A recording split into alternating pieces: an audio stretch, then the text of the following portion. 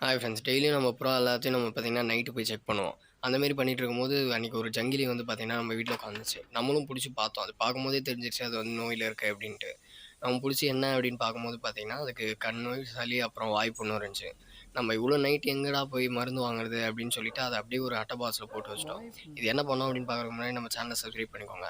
நம்ம அடுத்த நாளே வந்து பார்த்தீங்கன்னா, அதுக்கு மாத்திரை, வாய்ப்புண்ணு மாத்திரை, அதுக்கப்புறம் எரித்ரோசின் அப்படின்ற டேப்லெட் வந்து பார்த்தீங்கன்னா வாங்கிட்டோம். எரித்ரோசின் வந்து சளிக்கும், கண் நோய்க்கும் கேட்கும். வாய்ப்புண்ணு மாத்திரை வந்து பார்த்தீங்கன்னா, வாய்ப்புண்ணுக்கு. அந்த புறாவ அப்புறம் நம்ம அட்ட பாக்ஸ்லேருந்து எடுத்து பொறுமையா மாத்திரையும் போட ஆரம்பிச்சாச்சு.